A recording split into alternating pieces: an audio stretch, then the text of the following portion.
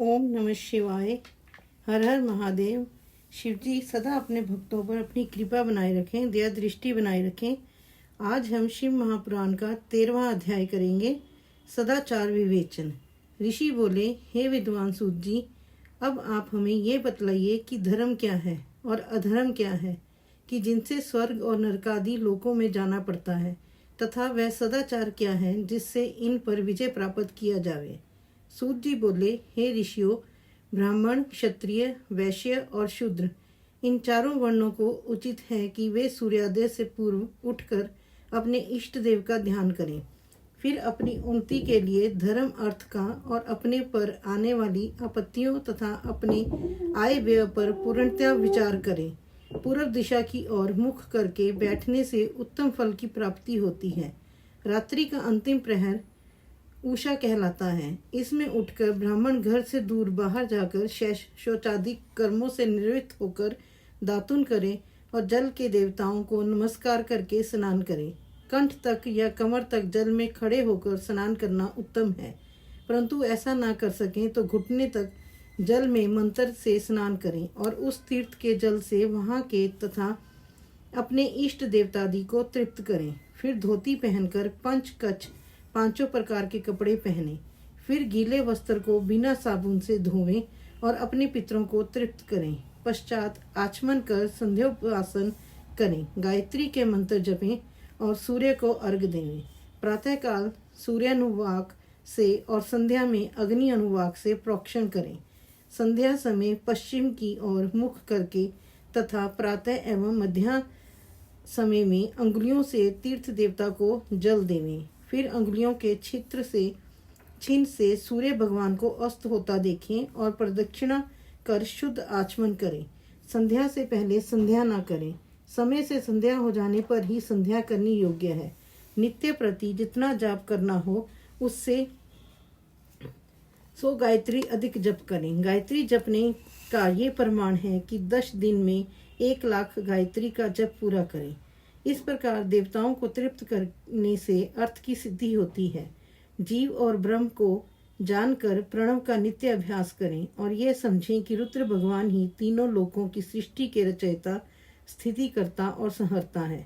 इस प्रकार उनमें ज्ञान, कर्म, मन और बुद्धि लगा देने से वे परमात्मा भोग, मोक्ष और धर्म दो देते ही हैं, साथ ही ब्रह्म पद भी प्रदान करते हैं।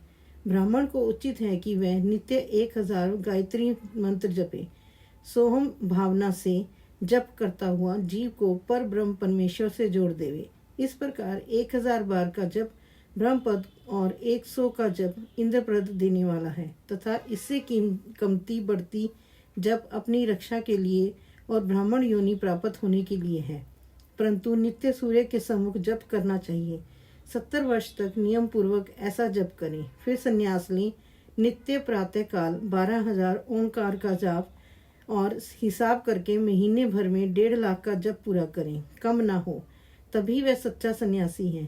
जो इस प्रकार मंत्र ग्रहण करता है उसके सभी दोष शीघ्र ही दूर हो जाते हैं, अन्यथा वह रौरव नरक में जाता है। ब्राह्मण को योग्य है कि वह सर्वदा ब्रह्म ज्ञान का अभ्यास करें। इससे धर्म और धन तो संचय होगा ही, यदि नियम पूर्वक उसके उपार्जन का यत्न करे, परंतु यह अपनी मनसा पूर्ण करने वाला गृहस्थों का धर्म है, क्योंकि धर्म से अर्थ, अर्थ से भोग और भोग से वैराग्य उत्पन्न होता है, परंतु विपरीत अधर्म से पैदा किए धन के उपभोग से मोह की प्राप्ति होती है। अतः धर्म 2 प्रकार का है, एक देह से, दूसरा धन से। धन से यज्ञाधिक धर्म होता है और शरीर से तीर्थ स्थान आदि धर्म होता है। धन से धर्म और तप से दिव्य रूप की प्राप्ति होती है, किंतु निष्काम कर्म से शुद्धि और उसके पश्चात ज्ञान प्राप्त होता है।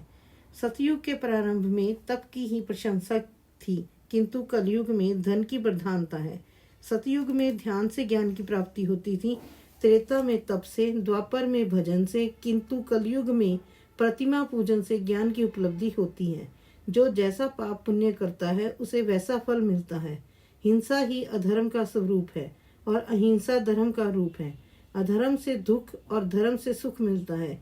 यदि कोई उत्तम ब्राह्मण को 100 वर्ष तक वृत्ति जीविका का खर्च देता है तो उसे ब्रह्मलोक प्राप्त होता है, तथा 1000 चंद्रयान व्रत करने से भी ब्रह्मलोक की प्राप्ति होती है, क्योंकि जब तक जिसका जो अन्न खाता है तब तक वह जो कुछ आत्म विचार, कीर्तन, श्रवण आदि करता है उसका आधा फल दाता को पहुंचता है। इसी प्रकार लेने वाले को चाहिए कि वह जो चीज ले उसका अंश या सभी यथावसर दूसरे दीनों को दान करता रहे। वह तप करे या अन्य उचित साधनों से पाप संशोधन कर दे, अन्यथा वह रौरव नरक में पड़ता है।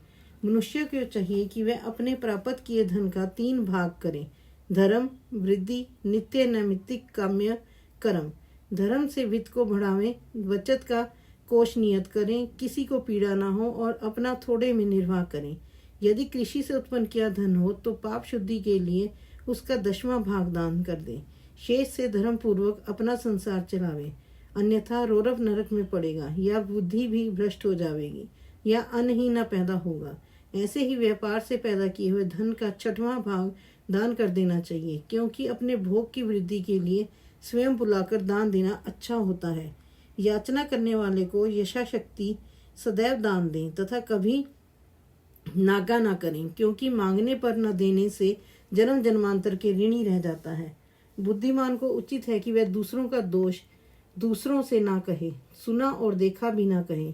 किसी को क्रोध उत्पन्न हो ऐसा भी बात ना कहे। प्रातः सायं दोनों समय संध्या और अग्निहोत्र करे। दोनों समय ना हो सके तो एक समय तो अवश्य करें। कभी ना बुझने वाली अजस्त्र अग्नि स्थापित करें, अथवा केवल जप मात्र और सूर्य देव की वंदना ही करें। इस प्रकार आत्म कल्याण का इच्छुक यथाविधि नित्य ही ब्रह्म यज्ञ और देव पूजन किया करें। जो इस प्रकार का नित्य अपने गुरु और ब्रह्म को पूजते हैं वे सभी सुख के भागी होते हैं। हर हर महादेव। जय जय श्री राधे।